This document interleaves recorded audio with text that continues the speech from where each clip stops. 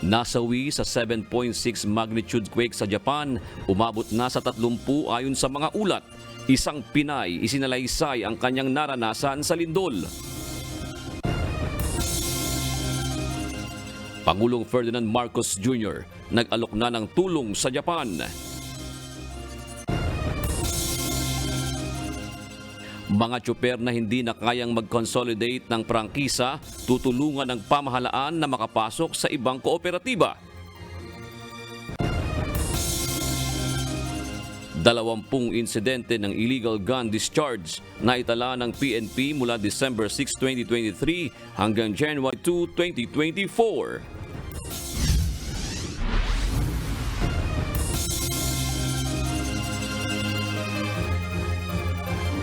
Magandang hapon Pilipinas at sa buong mundo.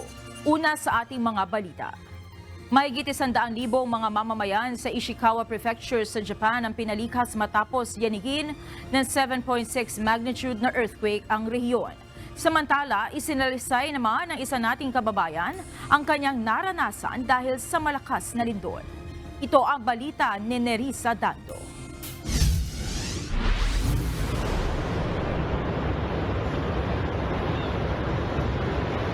Inalis na ang tsunami warning at ibinaba na ito sa advisories matapos ang 7.6 earthquake sa Ishikawa Prefecture sa Japan kahapon January 1. Ito ang pinakamalakas na lindol sa rehiyon sa loob ng 4 na dekada ayon sa US Geological Survey.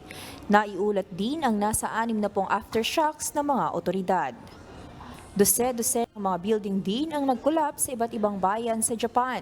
Kaya naman nasa 100,000 mga residente ang pinalikas ng mga otoridad at pinalipat sa matataas na lugar at binigyan ng mga pangunahing pangangailangan. Samantala nakabalik na sa kanyang bahay sa Komatsu City, Ishikawa Prefecture ang ating kababayan na si Gloria Abe matapos ang ilang oras pagkatapos ng malakas na lindol at isinalaysay ang kanyang naging karanasan. Sa awa at tulong ko ng Diyos, hindi naman po kami ganong naapektuhan. Kaya lang, talagang hindi po tumigil yung alarm ng cellphone. Cellphone talagang malakas po talaga. Kanina po natutulog po kami ng asawa ko. Yung unang lindol na naramdaman namin, mahina lang siya, mabagal lang. Hindi namin pinansin kaya tuloy lang po kami nahiga. Yung mga 3 minutes lang na lumipas, bigla po talagang lumakas yung lindol. Kaya naman nagdesisyon na ang mag-asawa na lumabas mula sa kanilang apartment dala ang ilang mahahalagang gamit. Ako naman po sa awa ng Diyos, lagi naman po ako may ready rin na yung mga importanteng papeles o yung mga passport, yun lang naman ang binitbit namin. Nag-message yung dito sa City Hall at saka yung sa mga pulis dito na malapit sa amin na mag-evacuate kayo, lumabas kayo sa sarili yung bahay.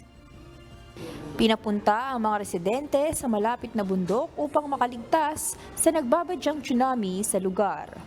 Kung ano yung nabitbit namin, pumunta na kami. Hele-helera kami papunta ng Hakusan kung tawagin sa may part ng bundok. Papuntang bundok yun. Doon sa lugar na yun, meron namang parkingan doon, kaya lang, sobrang lamig kasi maraming yelo doon eh. Dito natunaw na po yung yelo, yung yebe. Matapos ang ilang oras na paghihintay, nakauwi naman ng ligtas ang mag-asawa sa kanilang bahay. Pagdating namin doon, nakahintay lang kami sa parking. At kasama din po namin yung alaga ko. Hindi po tumitigil yung news na pinapakinggan namin sa radyo. Tapos ang namin sa cellphone, lagi naka-alert din. Naghintay kami doon ng almost 1 hour sa part ng bundok na yun, sa parkingan lot. Ayun, patuloy pa rin po ako nagdadasal na sana wala pong Patuloy pa rin ang pagtaas ng casualties at libo-libo ang nawala ng tahanan. Tuloy-tuloy din ang rescue mission sa mga taong natrap sa mga building at pagbibigay ayuda sa mga displaced residents. Sinigurado naman ni Prime Minister Fumio Kishida na malapit nang dumating ang tulong sa lugar at ginagawa ng pamahalaan at ng Self-Defense Force officials ng Japan ang lahat bagamat may kahirapan dahil sa mga nasirang kalsada. Ni Risa Dando, UNTV News and Rescue. Diyos ang aming sandigan, serbisyo publiko ang aming pinahahalagahan. Nag-alok na ng tulong si Pangulong Ferdinand Marcos Jr. sa Japan. Sa kanyang pahayag sa social media platform na X, sinabi ng Pangulo na handa siyang magpadala ng anumang klaseng assistance at support kasunod ng malakas na lindol kahapon. Mahigpit din niya ang pakikipag-ugnayan ng Pilipinas sa Japanese government upang matiyak na nasa maayos na kalagayan ang mga Pilipino doon. Handa rin ng Armed Forces of the Philippines na makipagtulungan sa Japan Self-Defense Force kaugnay sa isinasagawang rescue operation sa mga biktima ng lindol. Sa isang pahayag, batid ni AFP Chief of Staff Romeo Bronner Jr. ang kritikal na sitwasyon ngayon sa Japan at sinabing handang tumulong ang mga Pilipino sundalo sa mga mamamayan na naapektuhan ng lindol. Nagpahayag na rin ng pakikipagsimpatya ang AFP sa mga biktima ng lindol sa Japan. Ilang Pilipino na rin ang naiulat na lumikas pagkatapos ng lindol sa Japan kahapon. Patuloy din ang pakikipag-ugnayan ng Philippine Embassy sa Tokyo sa community leaders upang maibigay agad ang anumang pangangailangan ng mga Pilipinong naapektuhan ng 7.6 magnitude quake. Ito ang balita ni Jed Neresina. Wala pong tayong natatanggap na report na merong Filipinos who have been harmed because of the earthquake. 1,300 ang mga Pilipinong nasa Ishikawa, Japan na siyang epicenter ng nangyaring lindol kahapon. Sinabi ni Philippine Ambassador to Japan Maylene Albano na walang naiulat na kababayan nating nasaktan o nasawi sa nasabing lindol. Wala pang inilalabas ang Japan na actual assessment kung gaano kalaki ang naging pinsala ng lindol sa kanilang bansa. Gayunman, nagpadala na ng emergency assistance augmentation si Prime Minister Kishida upang matulungan ang mga taong nasa apektadong lugar sa Japan. Nakahanda naman ang evacuation centers ng Japan kung saan ang iba ay pumunta na rito habang ang iba ay nanatili sa kanilang mga tahanan dahil sa ilang daan at tulay na nag-crack dahil sa lindol.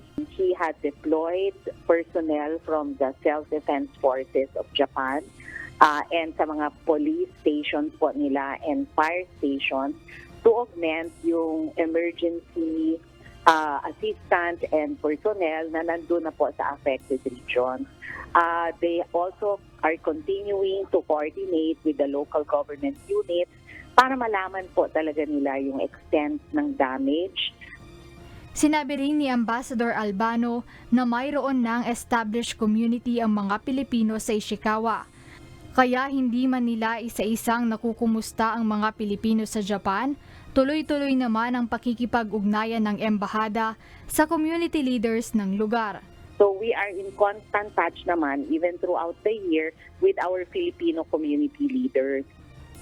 Sa mga nangangailangan ng tulong, maaaring bumisita sa website ng Philippine Embassy sa Tokyo na tokyo.philembassy.net o tumawag sa embassy telephone number na 5562-1600.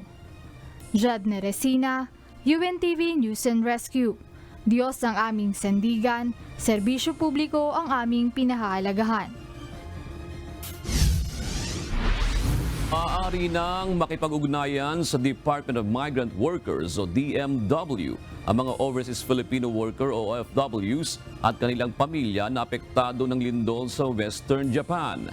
Sa mga OFW at kanilang kaanak na nais humingi ng ayuda o impormasyon, maaaring makipag-ugnayan sa DMW Overseas Workers Welfare Administration Japan Help Desk sa pamamagitan ng hotline 1348 o 632-1348 para sa mga nasa abroad.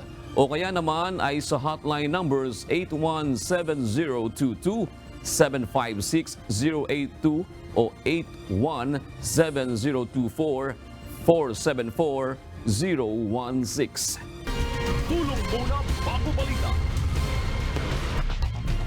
Dalawang insidente ng sunog sa Caloocan City at Malabon City ang nirespondihan ng UNTV Fire Brigade. Isang motorcycle accident naman ang nirespondihan ng UNTV News and Rescue sa Butuan City. Ito ang balita ni Joshua Antonio. Andala natin yun is ambulance and backup tayo in terms sa mayroong mga medical or may ma-injury doon sa scene. Dalawang sunog ang nirespondihan ng UNTV Fire Brigade kahapon ng madaling araw. Sa Caimito Road, corner Araneta Avenue, Barangay 79, Caloocan City at sa number 85 Engineering Road, Barangay Potrero, Malabon City, napawang mga warehouse. Tumulong ang UNTV Fire Brigade sa pagsusupply ng tubig sa ibang fire truck at nag-standby din ng UNTV News and Rescue Vehicle. Wala ka malipong, sir? Wala magmuna.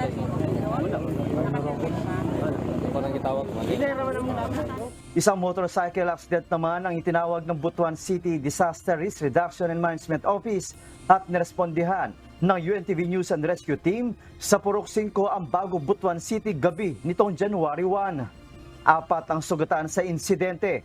Ang 2 lalaking sakay ng motorsiklo at 2 babaeng pedestrian na nabangga ng mga ito. Dipisa ni Bigyan ng nalipong. Kamay lang, kamay lang. Ano ang sakit?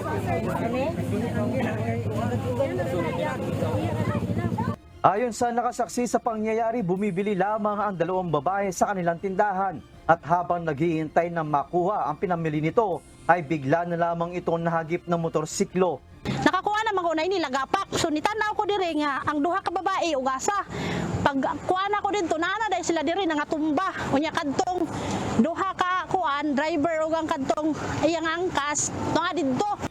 Nagtamo ang mga ito ng iba't ibang injury na kaagad namang inassess ng team at nilapatan ng first aid. Dumating din sa pinangyarihan ng insidente ang ibang unit mula sa Bureau of Fire Protection at Butuan City RRMO. Matapos malapatan ng paunang lunas ang mga sugatan, ay inihatid na ng UNTV News and Rescue ang driver ng motorsiklo sa Butuan Medical Center. Samantala, inendorso naman ng team ang 2 babae sa Bureau of Fire Protection at dinala sa Agusan Provincial Hospital. Ang Butuan City RRMO naman ang nagdala sa isa pang sugatan at hinihatid sa Butuan Medical Center. Joshua Antonio, UNTV News and Rescue. Diyos ang aming sandigan, serbisyo publiko ang aming pinahalagahan.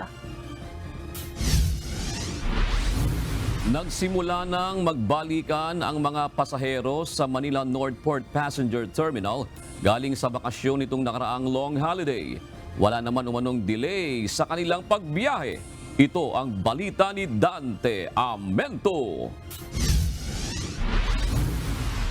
Maluwag naman dyan ngayon. Konti na ang pasahero.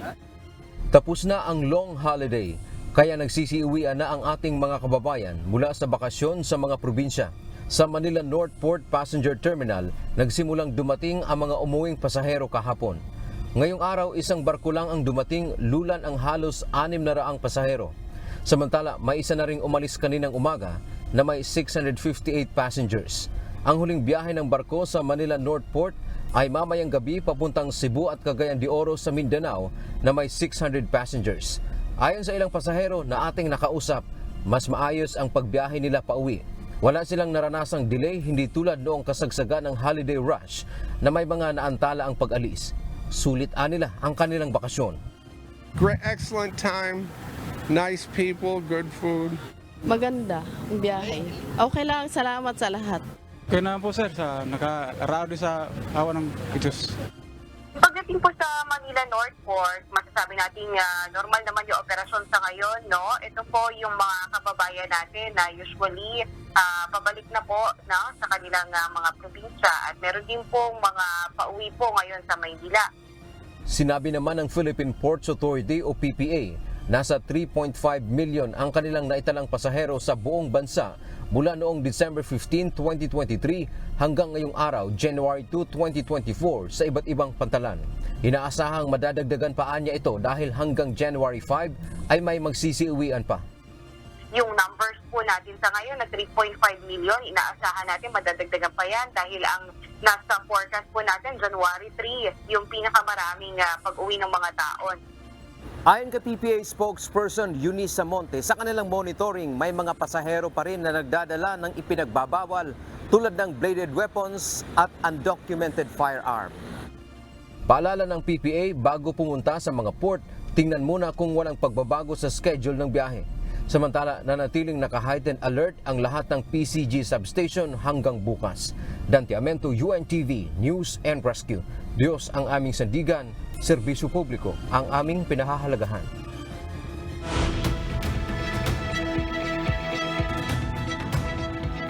Inamin ni Chinese President Xi Jinping na nasa panganib ang ekonomiya ng bansa. Inihayag ito ng Chinese President sa kanyang talumpati para sa pagpapalit ng taon noong linggo. Anya, nahihirapan ng Chinese businesses at wala ring trabaho makita ang mga mamamayan sa bansa. Ito ang kauna-unahang pagkakataong binanggit ng presidente ang economic challenges ng bansa bilang isa sa kinikilalang second largest economy ng mundo. Dagdag pa niya, marami ring Chinese ang hindi natutugunan ng pangunahing pangangailangan sa buhay. Nangako naman ito na gagawin ng pamahalaan ang kinakailangan upang muling makabangon ang ekonomiya ng China. Nakaranas ng malakas sa pagulan ng ilang bahagi ng East Australia. Bunsod nito, pinayuhan ang mga residente na manatili sa bahay. Ito ang balita ni Sonny Cross. Severe thunderstorms have already been seen through Victoria today, bringing heavy rainfall, damaging winds and large hail. Kasing dami ng isang buwang rainfall ang bumuhos sa northeastern New South Wales at southeastern Queensland regions sa Australia sa loob ng 24 oras.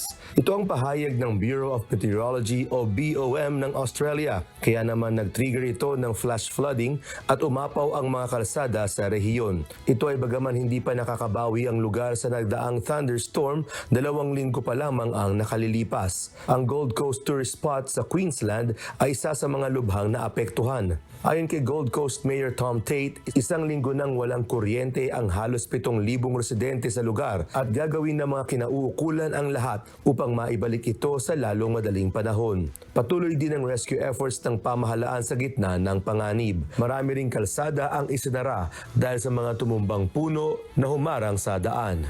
With a number of warnings current and further warnings expected over the coming hours and days, it's essential to keep up to date with the latest via the Bureau's website and weather app. Inaasahang patuloy ang pagulan na magaganap sa rehiyon kaya naman pinayuhan din ni Mayor Tate ang mga residente na huwag nang lumabas ng bahay hanggat maaari dahil na rin sa panganib na dala ng bagyo. Sanicos, UNTV News and Rescue. Diyos ang aming sandigan, serbisyo publiko ang aming pinahalagahan. Nasungkit ng Abu Dhabi at Ras Al Khaimah ang 5 titulo sa Guinness World Records para sa isinagawang fireworks display at live drone show para sa pagpapalit ng taong 2024. Ngayong taon, 3 kategorya ang nakamit na titulo ng Abu Dhabi sa Guinness World Records para sa may pinakamaraming fireworks na pinaputok, pinakamahabang duration ng fireworks display at fireworks formation execution. Kabilang sa presentation ang most helicopter-shaped fireworks fired in 30 seconds, most wheel-shaped fireworks in 30 seconds, most repeated fireworks in 30 seconds, at the largest formation of a quick response or QR code performed by drone. Dagdag pa rito, nasungkit din ng bansa ang largest aerial logo gamit ang 5,000 aerial drones. Ang Emirate ng Ras Al Khaimah, record-breaking naman para sa longest chain of aquatic floating fireworks na may habang 5.8 kilometers at longest straight line drones display na may habang 2 kilometro. Aabot sa 50,000 tao ang dumagsa sa Al Marjan Island sa Ras Al Khaimah upang manood ng fireworks at drone show upang sulitin ang long holiday sa UAE. Tutulungan umano ng Office of the Transportation Cooperatives o OTC na makapasok sa mga nabuong kooperatiba o korporasyon ang mga jeepney drivers na hindi na makakapamasada dahil hindi umabot sa deadline ng consolidation ng kanilang mga unit. Tutol naman dito ang piston at sinabing kapalpakan ito sa implementasyon ng modernization program. Umaasa rin ang Transport Group na maglalabas pa ng Temporary Restraining Order o TRO ang Korte Suprema para ipatigil ang Jeepney Modernization Program. Ito ang balita ni JP Nunez. Yung mga drivers po nila, tutulungan po ng OTC para mabigyan po sila ng trabaho doon sa mga kooperatiba nationwide na pwedeng mag-assume ng mga ruta ng hindi na-consolidate. Nasa halos 40% pa lang ng mga tradisyonal na jeep sa National Capital Region ang nakapasok sa kooperatiba o korporasyon noong December 31 deadline. Papayagan na lang makabiyahe hanggang sa January 31 ang mga tradisyonal na jeep na hindi nag-consolidate pero mai-issuehan na sila ng show cause order. Ayon sa Office of the Transportation Cooperatives, tutulong sila sa mga jeepney driver na hindi na maipapasada ang unit ng jeep. Paliwanag ni OTC Chairman Andy Ortega, ang trabaho ng kanilang opisina ay palakasin ang mga kooperatiba at tiyaking tuloy-tuloy ang pasada ng mga jeep. Iko-coordinate anya nila ang mga jeepney driver sa mga kooperatiba sa iba't ibang bahagi ng bansa para patuloy pa ring makapamasada. Si Eli Bandido, jeepney driver sa rutang Project 2 and 3 hanggang Recto, hindi nakapasok sa consolidation ang ipinapasadang jeep. Hindi daw ito tinanggap ng kooperatiba na kanilang ina-applyan dahil hindi qualified sa rutang itatalaga sa kanila. Nag-iisip na umano siya ng ibang hanap buhay sakaling hindi na talaga makapamasada. Ang biyahe namin hanggang katapusan ng January. Hulihin na ito pag halimbawa binyahe pa. Walang balak mula ng probinsya. Si Aljen Ramos naman, nagpa-opera sa abroad ang kanyang operator kaya hindi na naasikaso ang consolidation. Batid din niya na hanggang January 31 na lang siya makakapamasada. Susubukan umano niya na makipamasada sa ibang operator. Pero kapag walang mapapasukan, ay uuwi na lang rin siya sa probinsya. Ganap na lang ng ibang hanap buhay. Ganun lang naman eh. Tsaka marami namang kakilalang driver. Pwede naman ako ma-apply dun eh. Makikibiyahe. Para sa Transport Group na piston, tama ang kanilang pananaw na libo-libo talagang mga tsuper dito pa lamang sa NCR ang mawawala ng hanap buhay dahil sa full implementation ng modernization program. Yun ang isang naging malaking problema sa programa na parang pinagbabangga-bangga yung isang sektor na sinasabi nga natin, kung ililipat at ililipat din lang mula doon sa traditional, ililipat doon sa mga kooperatiba, bakit na hindi na lamang nila i-maintain yung kasalukuyang kaayusan ng ating public transport? Ayon pa kay Modi Floranda, National President ng grupo, may mga kasamahan na rin sila sa ibang mga ruta sa Metro Manila ang hindi na pumasada. Pero hinikayat muna nila itong pumasada dahil may panahon pa naman sila hanggang January 31 at umaasa pa rin ang piston na maaari pang ilabas ng Korte Suprema ang Temporary Restraining Order o TRO laban sa PUVMP. Mayroong mga ilang ruta na nangamba, nangamba yung ilang mga operator, pero nung pagpaliwanagan naman natin ay bukas ay magsisibiyahin na sila bukas dahil sabi nga natin ay merong 1 month na ibinigay ang LTFRB, gamitin yung 1 month na yan para tuloy-tuloy tayo mga pag-servisyos sa ating mamamayan hanggang tayo inaantay natin yung ano magiging desisyon ng Korte Suprema. Ayon naman sa Land Transportation Franchising and Regulatory Board o LTFRB, susuriin pa ng board ang kabuuang datos kung ilan ang nagpa-consolidate na mga PUV. Ito ang pagbabatayan kung aling mga ruta ang may 60% consolidation rate o mas mababa pa. Sa mga ruta na 60% ang consolidation, hindi na papayagang mapalawig ang prangkisa ng mga jeepney na hindi umabot sa deadline. JP Nunez, UNTV, News and Rescue. Diyos ang aming sandigan, serbisyo publiko ang aming pinahahalagahan. Sabay sa pagpapatupad ng Enhanced Local Public Transport Route Plan sa Iloilo City, inumpisahan na ng lungsod ang paglalagay ng color coding sticker sa mga Consolidated Public Utility Vehicle o PUV. Ito ay hakbang ng lokal na pamahalaan upang suportahan ang modernization program ng pamahalaan. Ito ang balita nila Lane Moreno. Nag-decide ang TWG magbutang kita sang stickers situit nga ang nagadlagan lang sa dalan. Amo lang ang consolidated ng mga traditional nga mga jeep. Inumpisahan na ng Iloilo City Government ang pagpapatupad ng Enhanced Local Public Transport Route Plan o LPTRP. Sa ilalim nito, mayroong 25 ruta ang mga jeep, lalo na ang mga modernized jeepneys. Hindi na rin maaaring bumiyay sa lungsod ang mga unconsolidated jeep ngayong buwan, maliban na lamang sa mga traditional jeep na sakop ng LTFRB Memorandum Circular 2023-052 extension ng consolidation hanggang January 31. Nitong Sabado, inumpisahan ng mga otoridad ang paglalagay ng color coding stickers sa consolidated PUVs. Habang iba naman ay maaari na lamang kumuha ng stickers sa kanilang mga kooperatiba. Sa pamamagitan nito, matitiyak na ang legal lamang ng mga pampublikong transportasyon ang bumabiyahe sa lungsod at may disiplina ang mga driver at dumaan sa tamang training.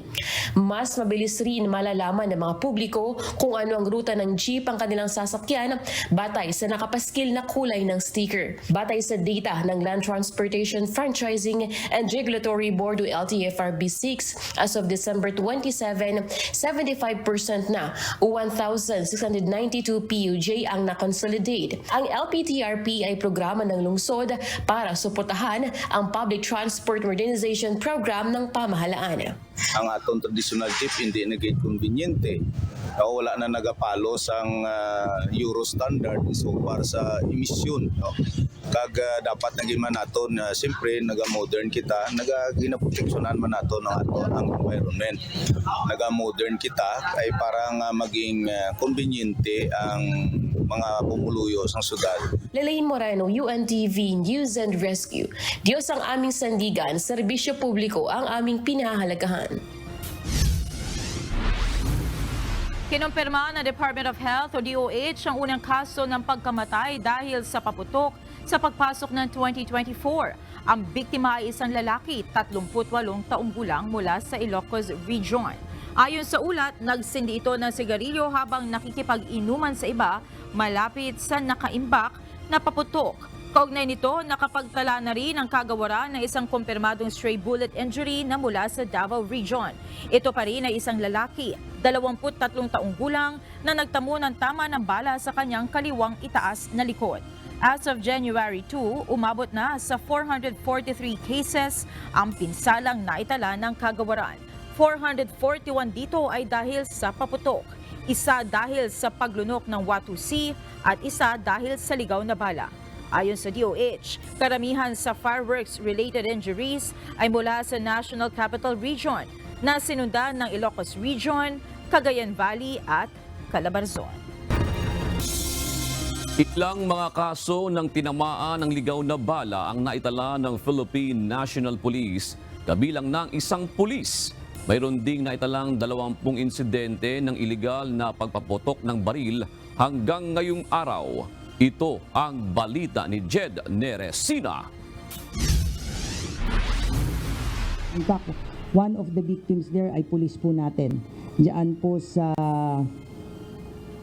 Occidental Mindoro, kung saan yung pulis natin habang nasa harap po ng kanilang station at nanonood po ng fireworks, ay nakamdaman po niya na namanhid po yung kanyang forearm at nakita po niya na duguan yun. 14 na kaso ng mga natamaan ng ligaw na bala ang naitala ng Philippine National Police. 12 rito ay nananatiling hindi pa natutukoy ng PNP. Ayon kay PNP spokesperson Jean Fajardo, isa sa naitalang biktima ay mula sa kanilang hanay.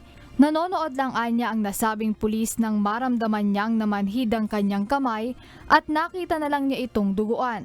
Ang iba naman sa naitalang insidente ay nanonood lang ng fireworks display at hindi nila namalayan agad na natamaan na pala sila. Mayroon ding mga insidente na nangyari sa loob ng tahanan kung saan tumagos ang bala sa bubungan ng iba. 20 insidente naman ng illegal discharge of firearms ang naitala ng Philippine National Police hanggang ngayong araw, January 2. Ayon kay Fajardo, 3 rito ay mula sa PNP at 2 naman mula sa Armed Forces of the Philippines. Kaya lahat po itong mga pulis po na ito ay sinampahan po ng criminal case at aside po sa criminal case ay may kakaharapin pa po silang kasong administratibo at ngayon po ay inilipat po sila pansamantala doon po sa kanilang mga provincial holding and admin unit po. Isang barangay kagawad din sa Aklan ang naitala kasama ng 12 pang mga sibilyan. Nananatiling hindi pa natutukoy ang dalawang insidente. Jed Neresina, UNTV News and Rescue. Diyos ang aming sandigan, serbisyo publiko ang aming pinahahalagahan. Fully booked na para sa mga sasakyan at mga cargo ang mga biyahe ng barko sa Masbate Port. Mahigpit namang binabantayan ng Philippine Coast Guard ang posibleng overloading ngayon. Ito ang balita ni Jerry Galicia, live. Jerry, gaano karami ang mga pasahero na umaalis sa mga pantalandian sa Masbate at ano ang ginagawang pagbabantay ng Coast Guard para makaiwas sa overloading? Yes, June, halos nasa tinatayang higit 2,100 pasahero ang umalis at 8 sasakyang pandagat ang bumiyahe. Partikular lang dito sa Masbate City Port buong araw na ito. At halos fully book na din ang mga ticketing office. Kaya mga pasahero ay nakapila doon sa labas ng ticketing para makakuha ng ticket. Pero yung iba ay sa bukas na lang sila bibiyahe dahil naging fully book na nga ang isa sa mga shipping lines dito sa bumibiyahe patawid ng Pilar sa Sorsogon. Halos ang Montenegro Shipping Lines fully book na mga pasahero kaya ang iba bukas na lamang kukuha ng ticket para makabiyahe. Fully book na din ang mga shipping lines para sa mga sasakyan at mga cargo na isasakay sa mga roll-of vessel na tinatayang hanggang sa Biyernes. Kaya ng umaga hanggang tanghali ay mahaba ang pila ng mga pasahero pasok sa passenger terminal ng Philippine Ports Authority o kasabay-sabay mga pagbiyahe ng mga pagpasahero paalis ng Masbate upang bumalik na sa kanilang pinanggalingan. Kailangan pang imanto at bantayan ng mga kawani ng Philippine City Masbate ang mga biyahero upang maayos ang pila. Din ang pila dahil ang iba'y wala pang hawak o hindi pa nakapagbabayad ng terminal fee. 5 PPA personnel na nagtulong-tulong upang magsagawa ng random checking sa mga bagahe ng mga pasahero bago pumasok sa waiting area ng terminal. Maging ang maritime police ay nakapantay at inisa-isa ang mga pasahero pumapasok na pinatutupad sa pantalana. Nasa labas naman ng passenger terminal ang K9 unit ng PCG upang inspeksyonin ang mga bagahe ay sinasakay sa mga barko. Always check naman yan, sir, ng boarding teams natin every time na aalis sila, sir. Yun lang, sir, ang iniwasan natin yung mga unmanifested passenger. Talagang lagi natin dinodouble check yan, sir. Kasi minsan may lumulusot talagang mga unmanifested.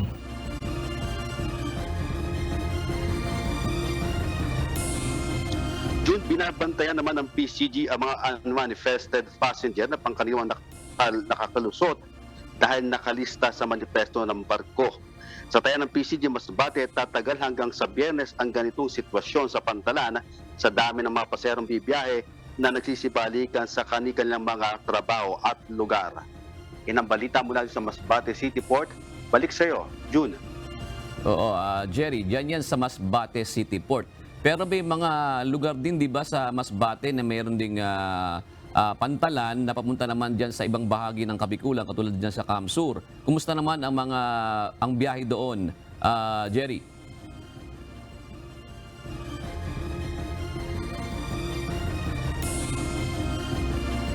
Yes, June, bukod nga dito sa Masbate City Port, yung biyahe naman doon sa biyahe nga papunta sa Camarines Sur mula sa Bures Island, patawid ng Pasuro.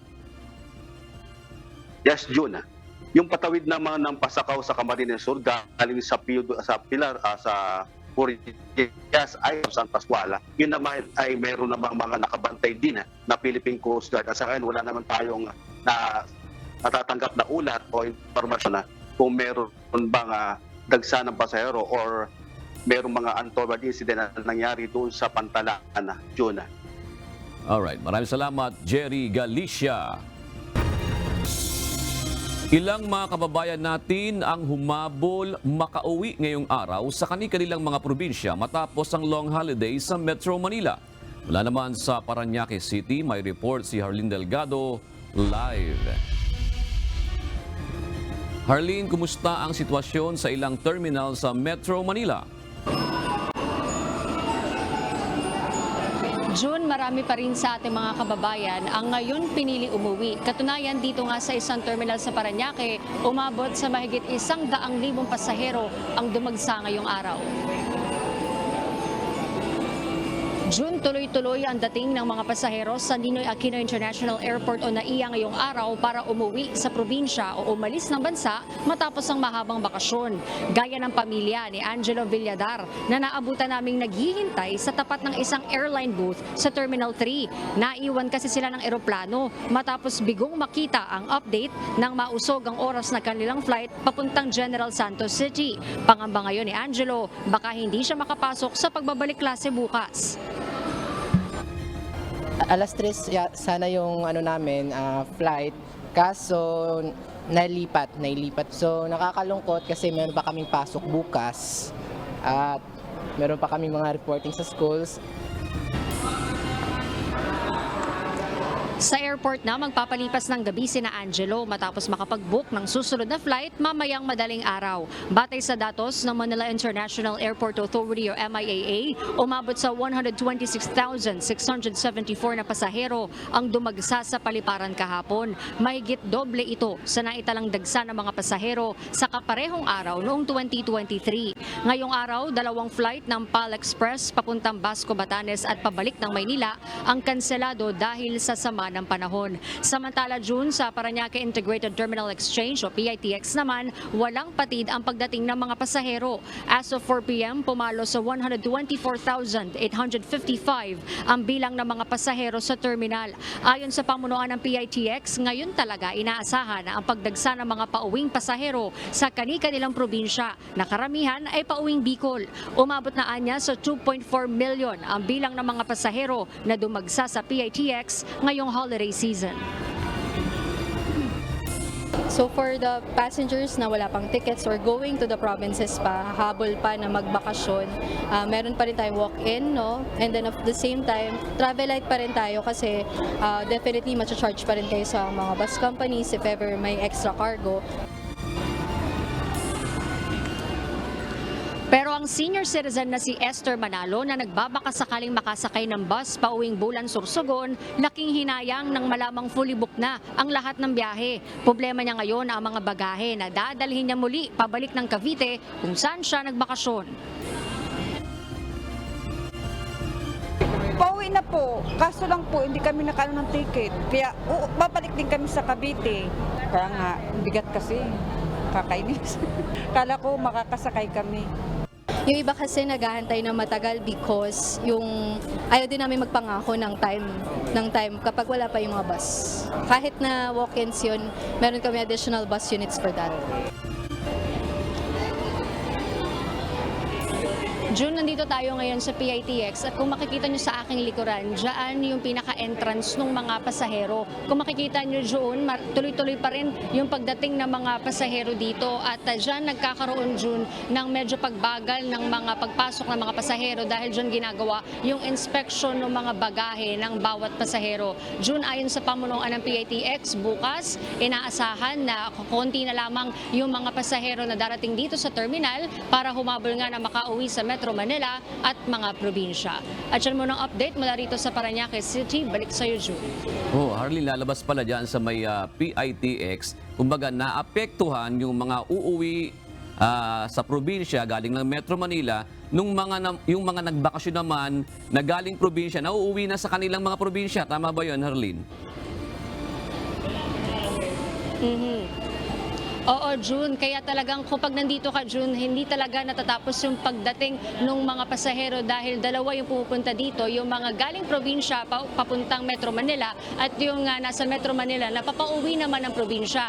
Ayon din kanina, June, madagdag natin sa pamunuan ng PITX, kaya medyo mas nade-delay yung pagdating ng ilang bus kanina dahil nagkaroon ng aksidente doon sa EDSA Carousel bandang southbound. Kaya in-expect nila yung mga delayed bus at inabisuhan yung mga pasahero. Pero nung nakausap natin, June, after the interview, ang sabi nila ay wala naman ng mga delayed at may mga fully booked, pero siniguro nila na may mga additional bus units na nakaantabay para doon, June. Alright, maraming salamat, Harleen Delgado. Mahabang pila ng mga pasahero ang nararanasan ngayon ng mga turista o mga bisitang nagbakasyon sa Baguio City. Karamihan sa mga ito ay pabalik ng Metro Manila matapos mamasyal doon at sinalubong ang pagpapalit ng taon. Ito ang balita ni Grace Flores live. Grace, kumusta dyan sa Baguio City ngayon at matraffic pa ba at may sapat bang biyahe ng bus para sa mag-uuwi ang mga pasahero? Yes, June, magandang hapon. Maluwag-luwag na ang traffic situation ngayon kung ikukumpara nitong mga nakaraang araw simula December 25 hanggang sa pagpapalit ng taon. Hapon na pero punuan pa rin ng mga nagbabakasyon at nag-e-enjoy na mamasyal. Sa mga pangunahing pasyalan sa City of Pines ang mga bisita bago bumalik sa kanilang probinsya at ng Metro Manila. Pero sa ngayon ay sapat naman ang mga bus para ihatid para mabigyan ng serbisyo yung mga uuwi ng kanilang probinsya ngayong araw. Maliban sa malamig na temperatura, nasa 15 to 21 degrees Celsius na in-enjoy ng mga turista maging ang pagsakay ng bangka sa Burnham Lake at sa biking area. Kung paanong traffic sa mga pangunahing kalsada sa lungsod, ganun din ang dami ng mga nagre-rent ng bike sa biking area. Ang magkapatid na Kara at Chaya, sinamantalang mamasyal sa Baguio bago ang pasukan. Last minute kasi wala kaming time para sa other days. How about you? We're the same kasi work siblings po. We just wanna have fun before school starts. That's it. Maging ang grupo ni Makisig na mga siklista ng taon ay sinamantala rin nilang umakyat ng Baguio para mamasyal at magpadyak. Sinulit po namin yung bakasyon kasi mga estudyante po sila, gusto nilang masulit yung vacation nila. Tsaka pasukan na bukas. Samantala, mahabang pila at chance passenger naman ang nararanasan ngayon ng mga bisita na nagbakasyon sa Baguio pabalik ng Metro Manila at habang ang iba naman ay pabalik ng Ilocos Sur at Norte, La Union at Pangasinan. Gaya na lamang ni Mike na nahirapan silang sumakay ng bus dahil sa dami ng pasahero at hindi raw sila nakapag-book ng maaga, kaya naman mag-chance passenger sila ngayon para makahabol siya sa kanyang trabaho bukas. May kahirapan sa normal na hindi ganitong season. May kahirapan talaga dahil sa dami ng passenger. Tapos kung wala ka mo reservation, talagang yun ang kahirapan, lalo pag may mga bata. Ayon sa pamunuan ng mga bus company, hanggang alas 2 ng madaling araw ay fully booked na ang mga bus na bibiyahe pabalik ng Manila. Ito ay dahil sa pagdagsa ng tinatayang 10,000 biyahero ngayon na pabalik ng Metro Manila. Nasa 15 to 20 minutes ang time interval ng pag-alis ng bus pabiyaheng Maynila. Kaya naman marami sa mga bakasyonista ang inaasahang maghihintay ng madaling araw bilang chance passenger makauwi lang ng Manila. Ang ilang mga bakasyonista maaga umano silang nagpabook at inaasahan na umano nila na madedelay pa rin ang biyahe nila dahil sa posibilidad na magkaroon ng matinding traffic sa mga expressway dahil sa pagdagsa ng mga pasaheros na babalik ng Metro Manila. June, tiniyak naman ng mga bus company ang seguridad ng mga pasahero dahil nakakondisyon ang kanilang mga driver at mga pahinante at may sapat na pahinga at tulog ang mga ito upang makaiwas sa anumang aksidente sa kalsada. Yan muna ang balita mula dito sa Baguio City. Balik sa iyo, June. Maraming salamat, Grace Flores. Sa pagpasok ng taong 2024, planong mas ilapit ng Department of Health ang serbisyong pangkalusugan sa mga Pilipino.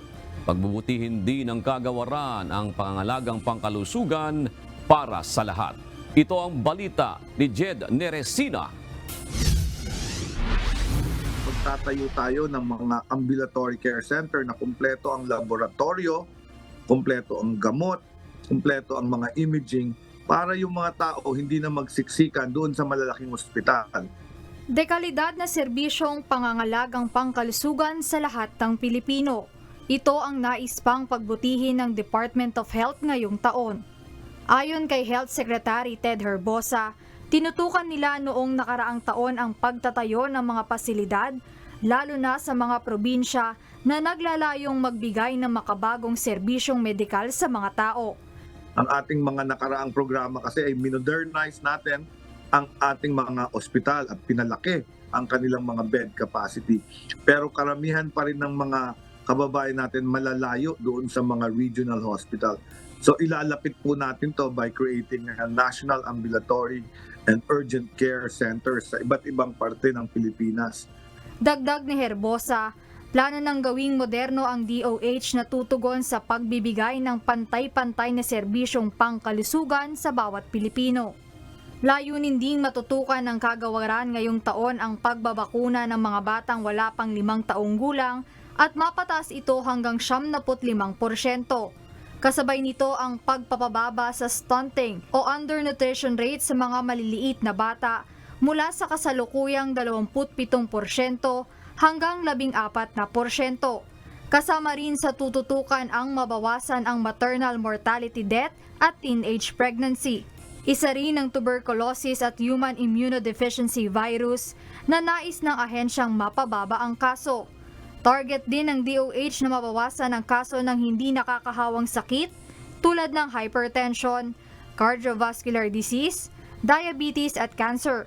Dagdag pa ni Secretary Herbosa, marami ring namamatay sa motorcycle crash incidents, kaya palalakasin ng DOH ang road safety lalo sa mga nagmomotorsiklo.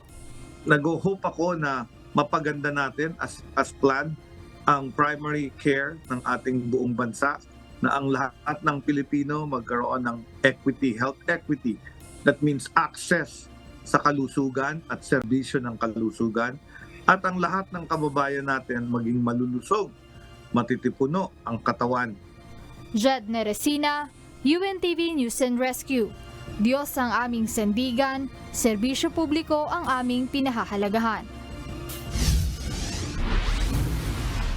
Ngayong pag-uumpisa ng 2024 ang perfect time upang makapag-ipon.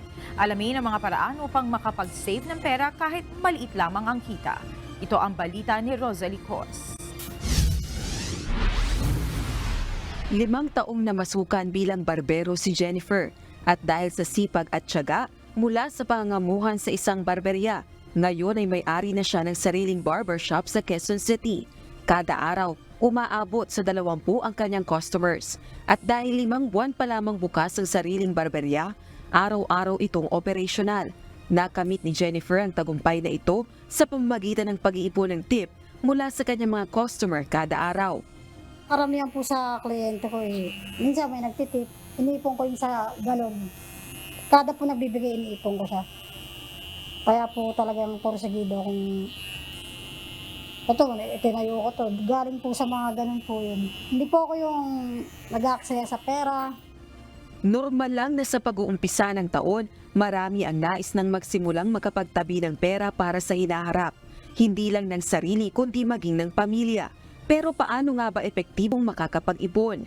Nagbahagi ang financial advisor na si Mr. Edward Salde ng ilang ipon tips, gaya ng pagbabago sa spending habits o sa ugali ng paggastos. Gumastos na naaayon sa budget, i-monitor ang mga gastusin, alamin ang dahilan kung bakit at para saan ang pag-iipon. Itabi ang 10 hanggang 20% ng buwan ng sahod o kita para sa savings. Track your expenses din. So mahalaga na list down all your expenses kasi isa sa mga common mistake natin dito is hindi natin alam yung in and outs ng pera. maganda ring magkaroon ng multiple bank accounts. Ang isa para sa savings, personal at emergency funds. Kung nahihirapang makapag-ipon dahil sa dami ng gastusin at sakto lang ang kinikita, humanap ng additional source ng pagkakakitaan, gaya ng online selling, buy and sell, part-time jobs at freelance. Epektibo rin anya ang paluwagan o ipon challenge. Ang maganda kasi with Ipon Challenge, once na matapos mo yung challenge na yun, meron kang sense of fulfillment na nararamdaman.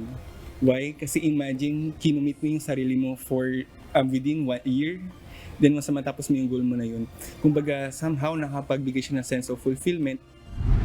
Sabi pa ng eksperto, huwag mag-ipon kung may natira lang sa pinagkakakitaan, kundi mag-ipon muna bago gumastos ng gumastos. Ito'y lalo na't mahaba ang listahan ng mga dahilan upang makapag-save ng pera para sa hinaharap.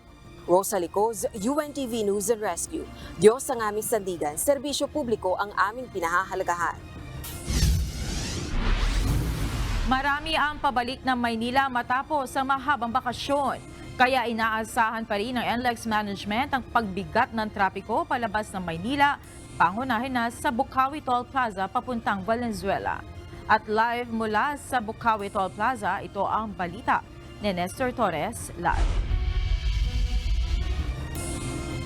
Nestor, ano na ngayon ang sitwasyon dyan sa NLEX, partikular dyan sa kinatatayuan mo sa Bukawi Toll Plaza?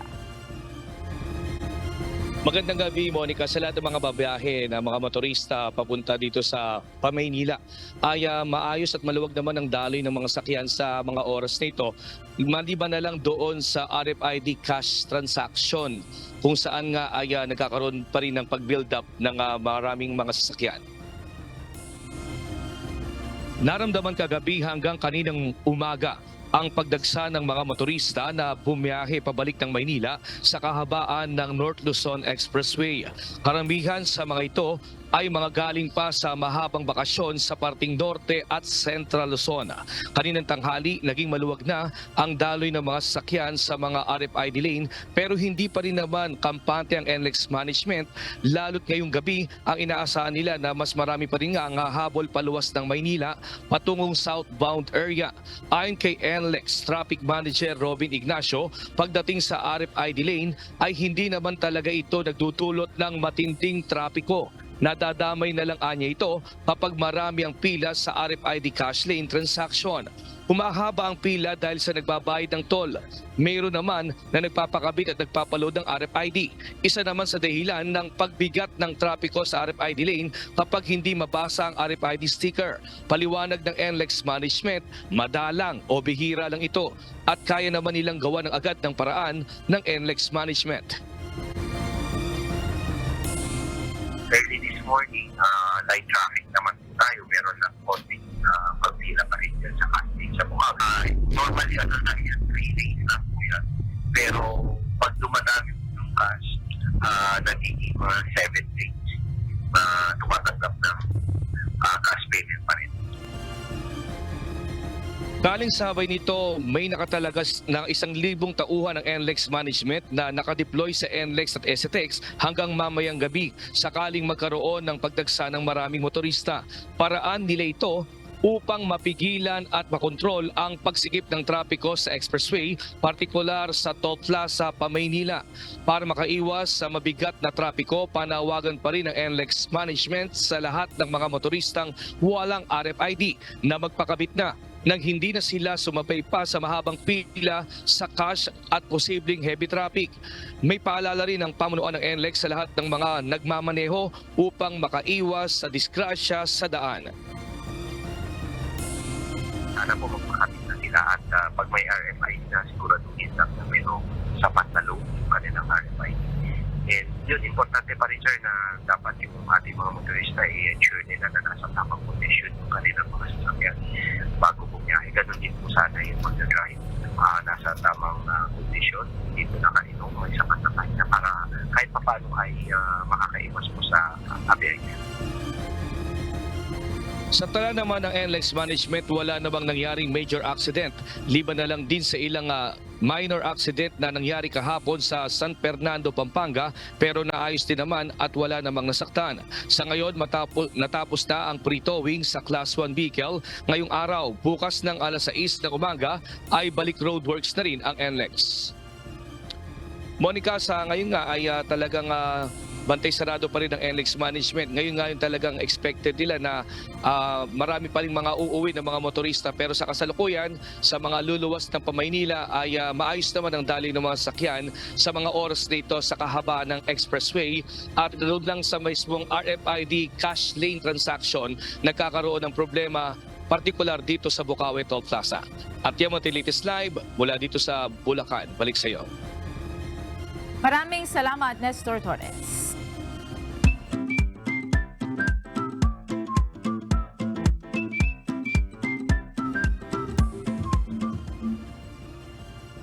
Yan, ito na-miss ko. Narito na po ang mga buena manong komentaryo ng ating pong mga kausiserong Pinoy ngayong 2024. Hinggili po ito sa Jeepney Modernization Program. Sabi po ni Net Pangilinan, obey first before you complain. Hindi naman magpapabaya ang gobyerno sa mga drivers na maapektuhan, kaya stop na ang tigil pasada. Ayan. Salamat din po kay Net Pangilinan sa pag-welcome sa akin ulit dito sa Ito Ang Balita, Monica. Ito naman si Melski, ang sabi niya sa parehas na issue, hay nako, Pinoy nga naman, tulungan man o hindi, may sinasabi pa rin.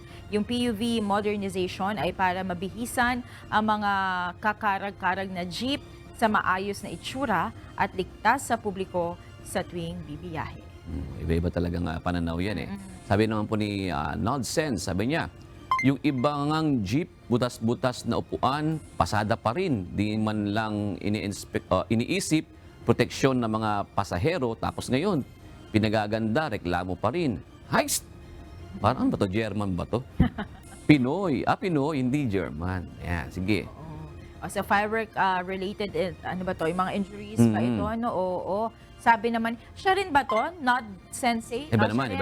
Nod Sensei. Ganun ba? Nod Sensei ang pangalan niya. Okay. Sabi niya, di ba sa kabila ng paalala ng DOH para wag magpaputok, ayun, si Kita, marami nasaktan. Tapos sasabihin ng iba ay kawawa naman. Kaya dito sa Japan, sobrang disciplined ng tao. Yan. O sa Japan, actually, hindi sila sanay sa maraming paputok. Oo, sa tuwing dito lang yata sa Pilipinas eh. Sa hindi naman. Sa Abu Dhabi, di ba? Grabe rin. Hindi, yung ano yun, fireworks na ano yun. Hindi tulad sa atin dito, yung firecrackers. Maingay. Oo, yung maingay. Magkaiba kasi yung firecrackers sa fireworks, di ba? Kasi yung... Kasi sa Japan, kahit fireworks, hindi sila sanay. Parang, meron kasi ako mga nakausap na Japanese na nagugulat sila na meron tayong ganong klaseng tradition. Although may mga gumagawa rin, pero hindi siya kasing katulad sa Pilipinas. Oo nga. Yung mga aso nga namin, dalawang aso namin matapang. Bakit? Pag may nagpaputok, hinahanap kung sino nagpaputok. Hindi sila na eh. Hindi ko alam kung na-stress ba yun, pero ang tatapang eh. Uy, pero kawawa ang mga pets. Karamihan. Ayan. Yan, ito na tayo. Ano ba ito? Nakalimutan ko yung segment. Mag-shoutout pala tayo. Sige, ito na po sila Anelma Zamora. Salamat po sa panonood sa Ito Ang Balita. Si Naning Agnes Quinones at si Rofel Cuyachin Inocencio. Gayon din po kay Eddie Paharilion, Patrick Sunga at Crescente Lord. Ihabol ko lang ito, Monica, kasi tawag nito. Yung mga nakasama ko doon, nasiraan kasi ako ng sakyan. Magaling yung mekaniko eh. Saan yan? Diyan sa bandang Kamsur na eh, pauwi. Sa Kamsur? Si Manoy Noel Orejuela, ayan, ng Kamsur. Si Manoy Pando at Nesirang. Salamat po sa pagtangkilik sa pag-assist, ano? At saka kay Manoy Nonoy at Hazel Pasmo. Yan, marami akong nakalista dito, bukas na lang yung iba. Dahil sa paano ba sabihin ang magandang gabi sa sa Bicolano? Marhay na Banggi. Marhay na Banggi sa Indogabos. Yeah, marami. Tapos sila Marvin at Jonah naman sa Santa Maria, Laguna. Yan, at ang kanyang mga anak na sina Buboy Liit at Buboy Laki. Ay, panganay at bunso ba yan? Dalawa lang naman. Parang lalaki na mababait. Mababait yun.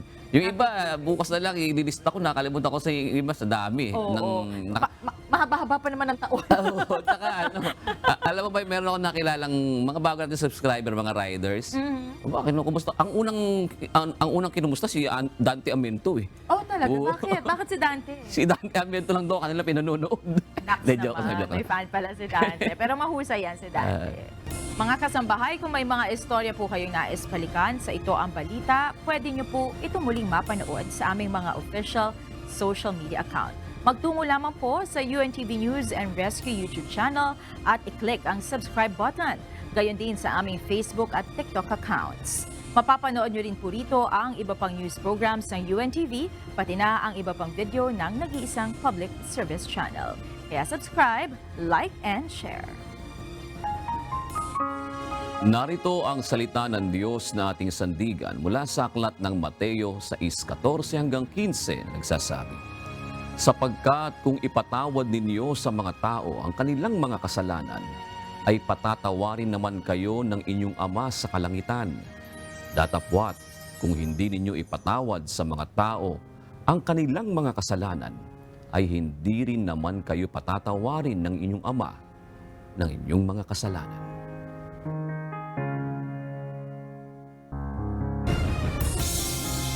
At yan ang naging kabuuan ng ating balitaan ngayong gabi. Aming inilahad ng buong katapatan kung paano namin nasaksihan. Kayo'y makapagtitiwala na ang aming nakita at narinig, ang aming ibinabalita. At dito po sa UNTV, Diyos ang aming sandigan, serbisyo publiko ang aming pinahahalagahan. Magandang gabi po.